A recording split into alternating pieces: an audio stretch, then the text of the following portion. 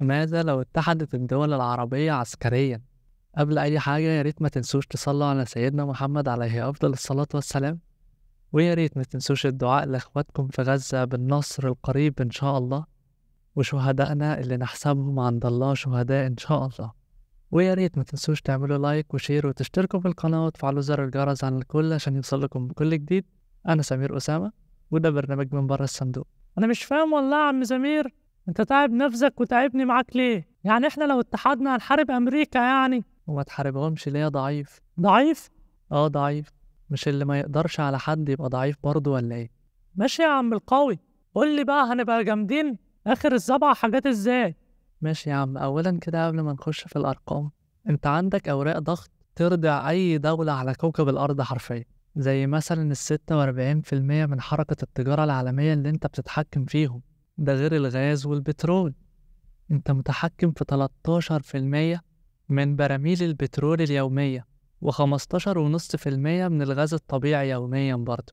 ده غير بقى يا غالي لو استغليت موضوع الطاقة الشمسية ده اللي اتكلمنا فيه المرة اللي فاتت، وكنت انت المصدر الوحيد للكهرباء في العالم، انا هسيبها لك كده لخيالك وتشوف ده هيبقى اثاره عامله ازاي. سيبك بقى من الغاز والبترول والحاجات دي كلها، وركز بس في الورقة الاولى والورقة الاخيرة. شوف لما تبقى متحكم فيهم الوضع هيبقى عامل ازاي. هل ساعتها هتلاقي حاملات طائرات امريكية جايه لك تقف لك في بحرك عشان لو فكرت تدافع عن اخواتك تلاقيهم دكوك، والستارة المعفنة اللي بيستخبوا وراها احنا واقفين هنا بس عشان خاطر نأمن الدنيا؟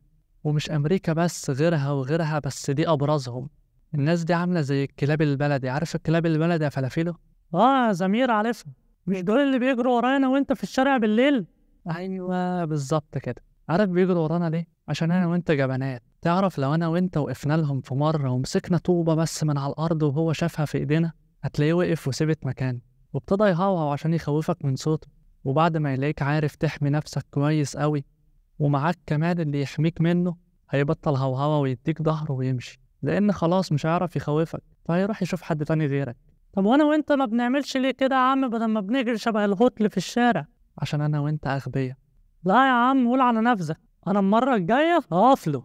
جدع يا فلافيل. تعال بقى نشوف الأرقام بتقول إيه. أولا كده بعد ما الجيش العربي يتحد هيكون عدد الأفراد فيه 6 مليون جندي. لو عايزين نحارب حد بريا فهيكون معانا 17,000 دبابة.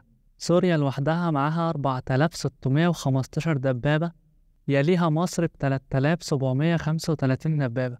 عدد المدرعات 46,000 مدرعة.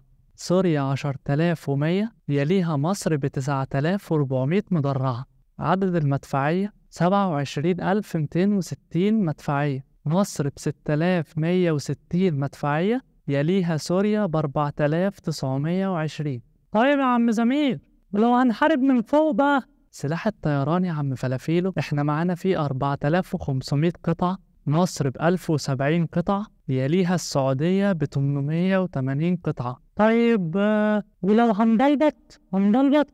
السلاح البحري يا عم فلافيلو احنا بنمتلك فيه 1500 قطعة، مصر ب235، يليها السعودية ب209 قطعة.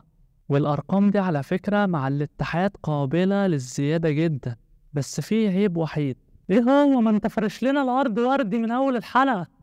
هو إن إحنا بنستورد معظم الأسلحة دي كلها، بس مع المساحة الكبيرة أوي اللي هنمتلكها بعد الاتحاد والعقول اللي هتكون عندنا فمش صعب خالص إن إحنا نصنع. طيب ولو ما صنعناش؟ ما ينفعش، انت هتكون دولة عظمى، فما ينفعش سلاحك تجيبه من دولة ممكن في يوم من الأيام تكون خصم ليك. طيب انا عايز انضم لمصانع السلاح دي. وانت بتعرف تصنع سلاح؟ ايوه يا عم، لما المسدس النص آلي الزوسته بتاعته كانت بتتنتر كنت بفكه وبركبها. ماشي حاضر، اوعدك ابقى اخليهم يجيبوا لك الزوزد عشان تركبها. وبس كده. يا رب تكون الحلقة عجبتكم، ويا ريت اكون انا وفلافيلو وضيوف خفيفة على قلبكم. ويا ريت ما تنسوش تعملوا لايك وشير وتشتركوا في القناة وتفعلوا زر الجرس على الكل عشان يوصل لكم من كل جديد. نشوفكم ان شاء الله على خير في حلقات قادمة من حلقات قناة الجنيه.